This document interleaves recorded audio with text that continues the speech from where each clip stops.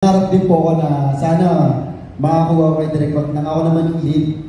Ayun po talaga. Salamat. Yeah. So, who's next? Yeah.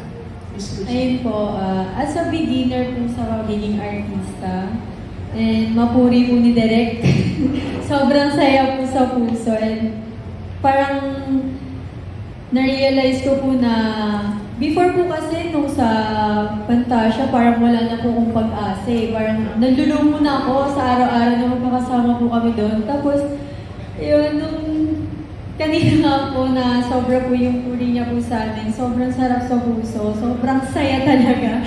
Ayun po.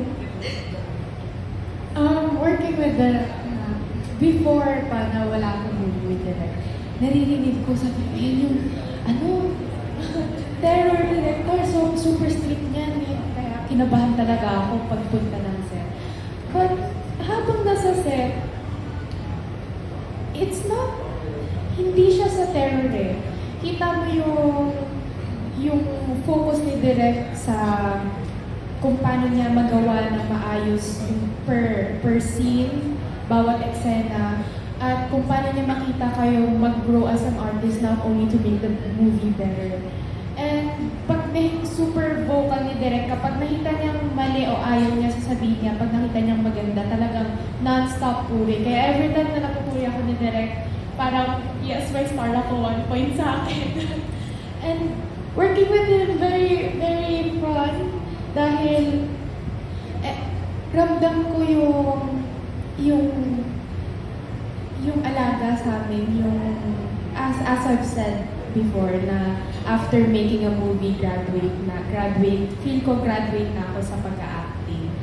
At yung mga nuances, kung saan mo hugutin, kung wala kang mahugot,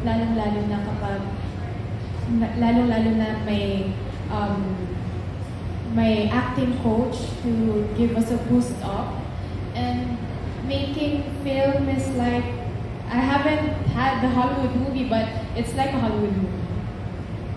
How about you, Ask?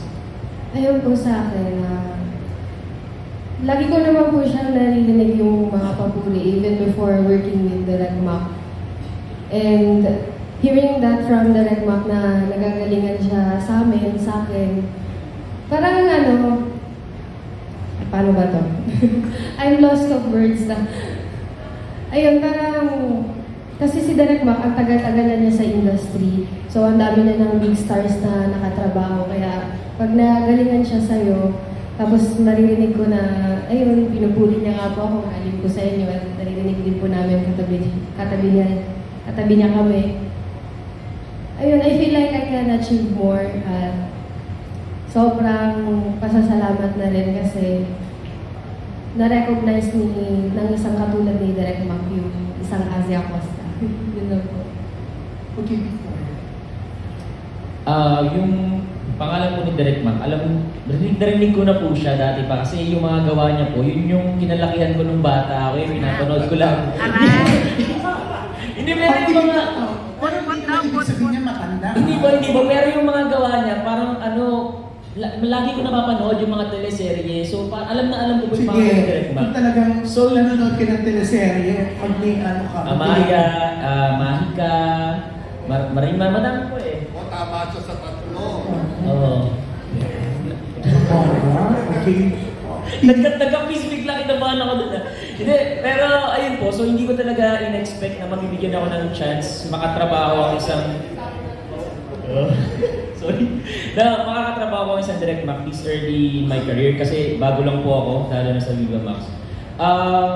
And then, actually, hindi ko po, muntik kong hindi makuha yung pelikula na to kasi nagpaalam na ako sa road manager ko na magpapahinga muna ako. Kasi nga po, parang nababurnout ako. Sabi niya sa akin, Victor, may pumasok na 3 pelikula eh. Kaso napag-usapan talaga namin na either i-release it or hindi namin tatanggapin. Tapos parang tinanong ko na lang din, pero ano po ba yung pelikula? Sinabi niya na Ricky and Mac Alejandro. Sabi ko, ay hindi, sige, pwede na po pala ako. Kinansel ko yung flight ko, may international flight kasi ako. Nung kinansel ko talaga, sabi ko, hindi ka mabibigyan ng second chance na makatrabaho ang isang multi-awarded director na Mac Alejandro and Sir Ricky Lee, of course. Kaya, yun, sobrang masaya po ako na nabigyan ako ng chance and lahat ginawa ko para makapasok sa pelikula. Ayun po, hearing those words po from Direct Mac, nakaka-proud po, tsaka po lalong nakakagana na ipagpatuloy po yung craft, yung pong ginagawa namin, yung pag-acting. Tsaka po, mararamdaman mo po talaga na nasa tamang direction ka ng ginagawa mo. Yan po. Yeah, okay. Yung last.